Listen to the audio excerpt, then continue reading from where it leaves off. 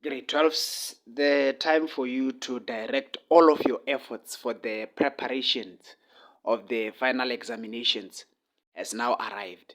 And for many of you, your poor performances are demonstrative to the actuality that your educators have been consistently failing and continuously struggling to ensuring that you achieve a distinction and level 6 in your physical sciences, in your mathematics, and in your other subjects.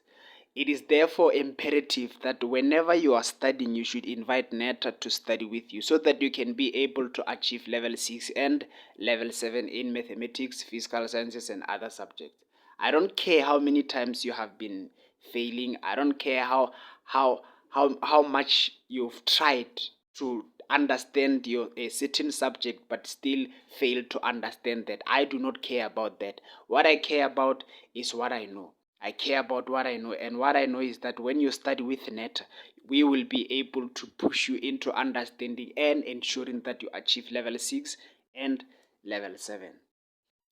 Let us turn our focus on carboxylic acids. And I want us to learn about the IUPAC naming of carboxylic acids. But before we can get into the IUPAC naming, there are few essentialities that we should be aware of. Now, the first one is that we should be aware of the functional group of all carboxylic acids. And when you look at the structural formula that has been drawn, which is named pentanoic acid. It is pentanoic. The prefix pent shows that we have 5 carbons that are present in our parent chain. Now, when you look at this is the functional group of carboxylic acids, and the name of this functional group is what we call it's what we call carboxyl. That is the name of the functional group of all carboxylic acids. We call it carboxyl functional group. And from a carboxyl functional group, there is one thing that is clear. A carboxyl functional group contains 2 other functional groups. It contains this functional group, which is carbonyl functional group. And carbonyls are always found in ketones. And it is always, let me say that carbonyl are the functional groups of ketones, because when we talk about carbonyl, they are also found in carboxylic acids and they are also found in aldehydes, but they are the functional group of ketones. They are found in carboxylic acids and they are found in aldehydes.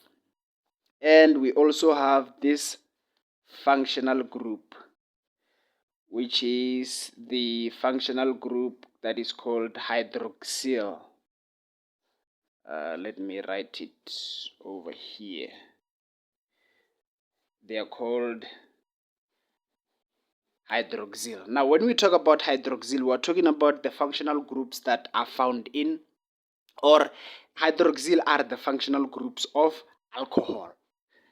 Now, you can see that your carboxyl is the combination of hydroxyl and carbonyl functional group. That is what your carboxyls are made up of. Now, let us engage in the geniusness of fulfilling the process of IUPAC naming. How do you name any homologous series in organic chemistry? Now, I want you to put on your listening ears, because I'm going to show you the geniusness that is used to name the any homologous series. Now, the naming system demand that we use certain prefix that shows the number of carbons that are found in the parent chain.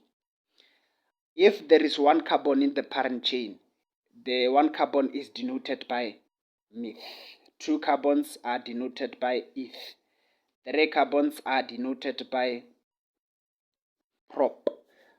4 carbons are denoted by boot, while 5 are denoted by pent, and 6 carbons are denoted by hex.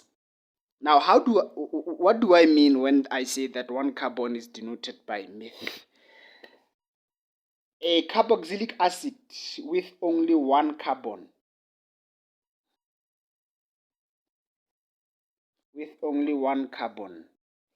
is called methanoic acid.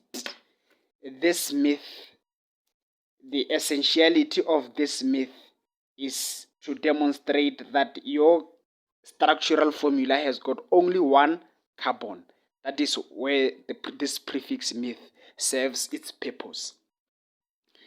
And we also have a situation where we have 2 carbons on our parent chain.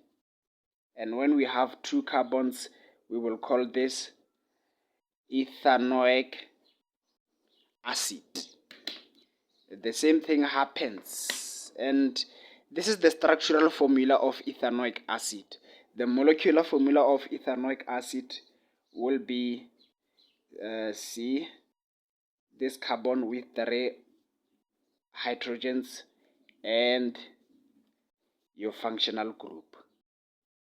This is the molecular formula of ethanoic acid. Now, in the case where we have 3 carbons, in the case where our carbons are 3 of them, this is what we will call, it will start with prop. It will be propanoic acid. And the molecular formula of this propanoic acid will be this carbon that is tied to 3 hydrogen bonds, and this one that is tied to 2 hydrogen bonds, and your functional group. Your functional group, which is carbon and double oxygen and your hydrogen.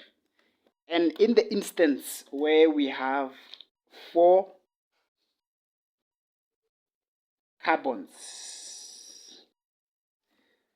and there is one thing that is happening throughout each structural formula, and that is something that you should never afford the luxury of not noting.